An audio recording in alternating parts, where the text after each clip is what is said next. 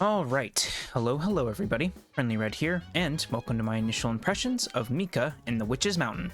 This was one of the games on my radar for this month, and I'm not only glad that it finally released, but also happy to report that, so far, it's a very charming, cozy, and fun little game, which is what you'd want and expect from a game with so many Studio Ghibli inspirations. Before we get into the video, it's probably worth noting that Mika and the Witch's Mountain is currently in early access, and is not yet complete fully.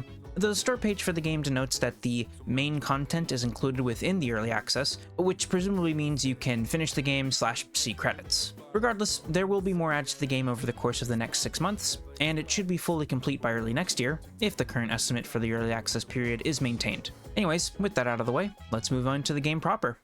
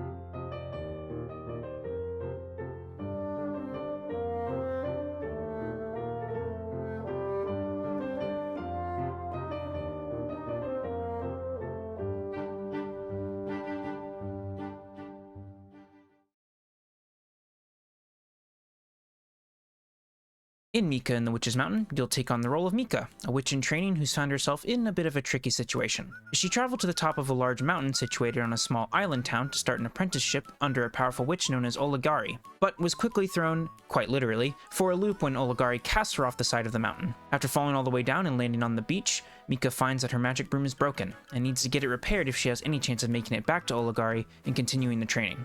From here, Mika makes her way to the nearby town to see about getting her broom fixed up. While Mika is able to get a basic repair job done for free, she soon learns that to afford the repairs needed to fully fix her broom, she'll need a job, and is suggested to talk with the local mailing center to see if she can help out there to pay for her broom. And after joining the local mail/shipping office as a courier, the main gameplay loop begins. As the only employed courier for the area, you'll be tasked with making deliveries to the inhabitants scattered around the island. While this would normally be a somewhat difficult task to handle alone, and on foot no less, the basic repairs Mika received for her broom allows for basic flight around the island, making her deliveries more manageable. The game is split into segments, or acts, and you'll have a set amount of deliveries to make for story/game progression, alongside side deliveries you can tackle as you see fit. Deliveries are fairly straightforward, asking you to take an item from one point on the map and fly it to another, all while keeping the item in good condition. Additionally, some deliveries will be on a short timer, or will require you to make sure the item being delivered does not get wet while in transit. Aside from the deliveries, you can also explore and find little collectibles hidden around the island.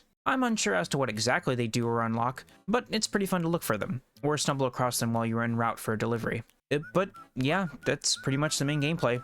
You talk to someone, get a package, fly said package to its destination, and repeat. It's simple and pretty straightforward, but it works well, and flying around the island can actually be relaxing and is very enjoyable, especially as you progress and unlock more upgrades for your broom. Presentation-wise, the game delivers the goods. Sure, it's not going for cutting-edge visuals or effects, but what's here is a very charming, stylized, and colorful game, with the aforementioned inspiration of Ghibli's animated features sticking out in a really great way, especially in the 2D animated cutscenes. And hey, this game being a bit more low-spec means it'll run flawlessly on basically any modern machine out there, and the smoothness of the performance pairs quite well with the visuals, as well as the movement of flight in the game. The in-game visuals also kind of remind me of The Legend of Zelda: The Wind Waker, especially when you're flying over the ocean that surrounds the island, and looking like The Wind Waker is only ever a good thing. As for audio, the music and sound effects are fitting, but nothing's really stood out to me, at least so far. Also, this may just be due to the early access nature of the game, but there are sometimes very weird or delayed transitions between the tracks associated with the different areas of the island,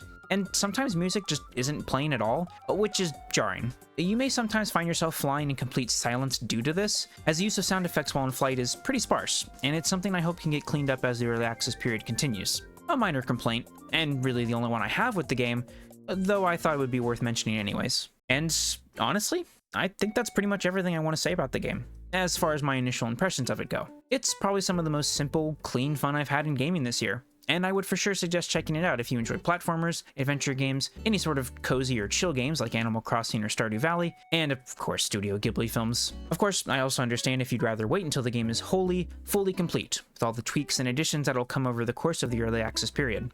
Perhaps I'll make another video on the game once that time comes, and as an aside, I really hope that once the game reaches its 1.0 status, it'll get a physical release on Switch, as that's currently the only platform the game is on that it could release physically for. But hey, who knows? Maybe if the game is successful enough, it could release elsewhere? Only time will tell, I guess. But with all that being said, I think that'll do it for this video. Made it to the end? I thank you for watching. Your continued viewership and support is greatly appreciated. As always, I hope I was able to entertain and inform, and of course, I'll see you next time.